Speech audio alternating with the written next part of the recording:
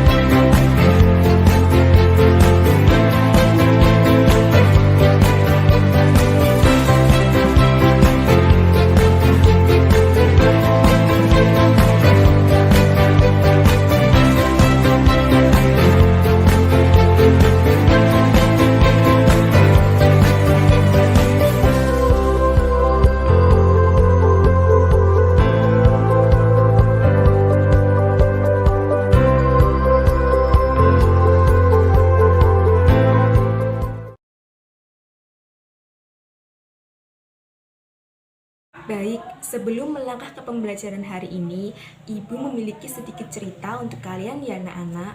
Judulnya Demi Sebuah Impian Hidup. Seiring berjalannya waktu, seiring bertambahnya usia, seringkali cita-cita seseorang sering berubah-ubah. Sebut saja namanya Lydia, gadis kecil, cantik, dan pintar dari sebuah pelosok desa. Pada masa kecil, ia bercita-cita menjadi seorang polisi. Namun, ketika ia duduk di bangku SMP, cita-citanya berubah menjadi seorang dokter karena pada saat itu neneknya sedang sakit keras dan sangat kesulitan mencari obat. Namun, ketika ia menginjak usia remaja, cita-citanya berubah menjadi seorang motivator karena dirasa motivator adalah pembicara yang handal dan mampu memberi motivasi kepada semua orang. Seiring berjalannya waktu, Lydia bersemangat dalam menggapai cita-cita serta memohon doa kepada orang tua, guru, dan teman-temannya. Pada akhirnya Lydia tercapai cita-citanya menjadi seorang motivator yang handal dan terkenal pada dunia. Pesan moral yang dapat kita ambil adalah tetap bersemangat dalam menggapai cita-cita. Kita melakukan ice breaking sebentar. Peraturannya, kalian tahu kan lagunya Topi Saya Bundar, Bundar topi saya, kalau tidak bundar, bukan topi saya. Nah, kata-katanya topi itu diganti dengan muka. Oke, bisa dipahami? Kita coba ya. 1, 2, 3. Muka saya bundar, bundar muka saya, kalau tidak bundar, bukan muka saya. Oke, tepuk tangan.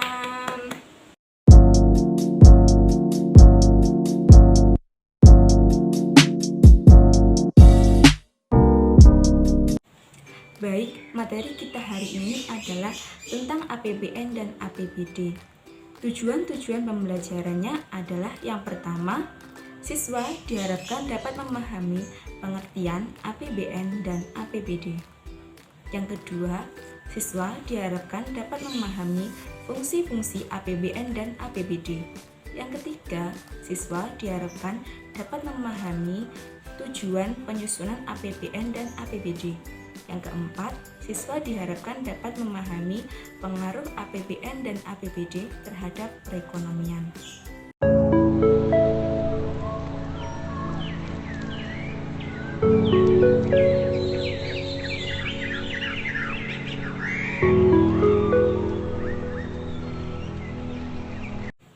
Tujuan pembelajaran yang pertama adalah pengertian APBN dan APBD. APBN adalah rencana kegiatan keuangan tahunan pemerintah yang disetujui oleh DPR. Pengertian APBD adalah daftar rincian keuangan tahunan oleh pemerintah daerah yang memuat data penerimaan dan pengeluaran.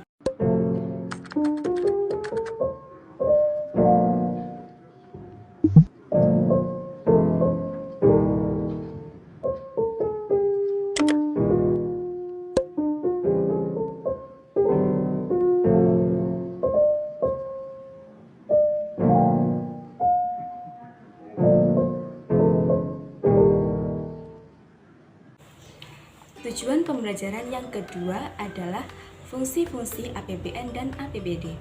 Fungsi APBN ada 6. Yang pertama, fungsi alokasi, yaitu dibuat agar pemerintah dapat membagikan dana penerimaan negara sesuai dengan target atau sasaran yang diinginkan. Contohnya, dengan menetapkan besaran anggaran gaji pegawai. Nomor 2, fungsi distribusi, dibuat agar pemerintah dapat menyalurkan dana penerimaan negara kepada masyarakat secara adil dan merata. Contohnya dengan memberikan bantuan bahan pokok atau memberikan subsidi BBM dan memberikan dana atau tunjangan pendidikan. Nomor 3, fungsi stabilisasi, yaitu dibuat untuk menstabilkan keadaan ekonomi negara. Contohnya ketika terjadi inflasi, otomatis harga barang dan jasa naik. Nah, cara yang bisa dilakukan pemerintah yaitu dengan menaikkan harga pajak agar uang-uang yang beredar kembali berkurang dan harga-harga akan kembali normal. Nomor 4, ada fungsi otorisasi, yaitu dibuat sebagai dasar untuk pelaksanaan anggaran dan belanja pada tahun yang direncanakan. Nomor 5, ada fungsi perencanaan, yaitu dibuat sebagai dasar atau acuan untuk merencanakan kegiatan pada tahun yang sedang berjalan. Nomor 6, fungsi pengawasan, yaitu untuk mengawasi segala jenis aktivitas penyelenggaraan pemerintah. Fungsi-fungsi APBD yang pertama, fungsi alokasi, yaitu anggaran yang terdapat dalam APBD ini harus digunakan untuk fasilitas penyediaan barang publik. Contohnya apa, Bu? Fasilitas barang publik yaitu dengan membangun halte, terus penyeberangan jalan ataupun lampu penerangan. Nomor 2, fungsi distribusi, yaitu anggaran pendapatan dan belanja dalam kebijakan APBD ini tidak boleh terpusat pada salah satu sektor atau salah satu daerah saja. Nomor 3, fungsi stabilisasi, yaitu digunakan untuk menstabilkan keadaan ekonomi daerah. Nomor 4, fungsi otorisasi, yaitu untuk merealisasikan kegiatan pada tahun yang direncanakan. Nomor 5, fungsi perencanaan, yaitu untuk merencanakan berbagai kegiatan pada tahun yang direncanakan. Nomor 6, fungsi pengawasan, yaitu sebagai pedoman penyelenggaraan pemerintahan daerah.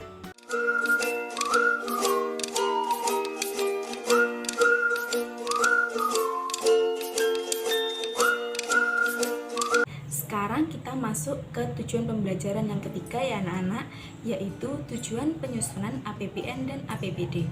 Tujuan penyusunan APBN yaitu untuk mensejahterakan rakyat, untuk meningkatkan pertumbuhan ekonomi rakyat. Sedangkan tujuan APBD yaitu untuk mengelola pendapatan dan pengeluaran oleh pemerintah daerah.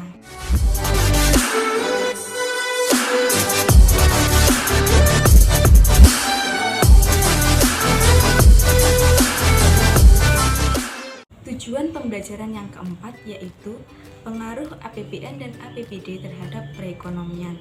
Yang pertama, pengaruh APBN terhadap perekonomian yaitu untuk memperluas lapangan pekerjaan dan untuk menstabilkan keadaan ekonomi negara. Yang kedua, pengaruh APBD terhadap perekonomian yaitu untuk menstabilkan keadaan ekonomi daerah untuk mengurangi angka kemiskinan.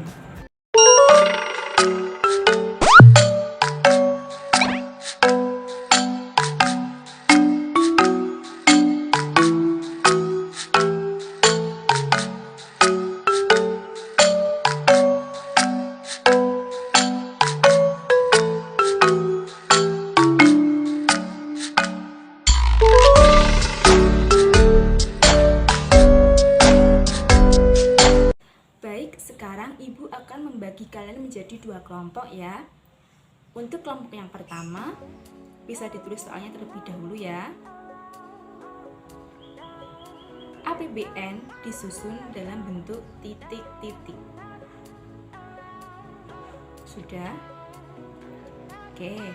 Untuk kelompok yang kedua, APBN dinyatakan seimbang apabila titik-titik sama dengan titik-titik.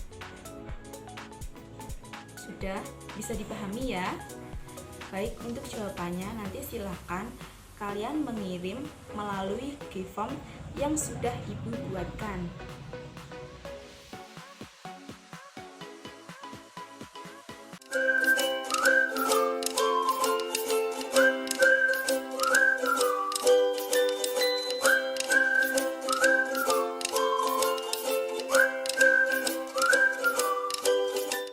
Sekarang kita mereview bersama-sama pembelajaran yang hari ini sudah Ibu sampaikan ya anak-anak. Yaitu satu, pengertian APBN yaitu adalah rencana kegiatan keuangan tahunan pemerintah yang disetujui oleh DPR. Pengertian APBD yaitu daftar rincian kegiatan keuangan tahunan secara sistematis yang memuat data penerimaan dan pengeluaran oleh pemerintah daerah. Fungsi-fungsi APBN dan APBD. Fungsi APBN ada 6. Yang pertama fungsi alokasi, fungsi distribusi, fungsi stabilisasi, fungsi otorisasi, fungsi perencanaan, dan fungsi pengawasan. Sedangkan fungsi APBD juga ada 6. Yang pertama fungsi alokasi, fungsi distribusi, fungsi stabilisasi, fungsi otorisasi, fungsi perencanaan, dan fungsi pengawasan. Selanjutnya ada tujuan penyusunan APBN dan APBD. Tujuan penyusunan APBN yaitu untuk mensejahterakan rakyat. Terus tujuan APBD yaitu adalah untuk pengelolaan penerimaan dan pengeluaran oleh pemerintah daerah. Selanjutnya pengaruh APBN dan APBD terhadap perekonomian. Pengaruh APBN terhadap perekonomian yaitu untuk memperluas lapangan pekerjaan dan untuk menstabilkan keadaan ekonomi negara. Sedangkan pengaruh APBD terhadap perekonomian yaitu untuk mengurangi angka kemiskinan. Baik, sampai sini ada yang ditanyakan anak-anak? Tidak? Baik, jika tidak, Ibu rasa sudah cukup pembelajaran hari ini. Apabila ada kurang lebihnya, Ibu mohon maaf. Jangan lupa untuk belajar dan terus belajar. Wassalamualaikum warahmatullahi wabarakatuh.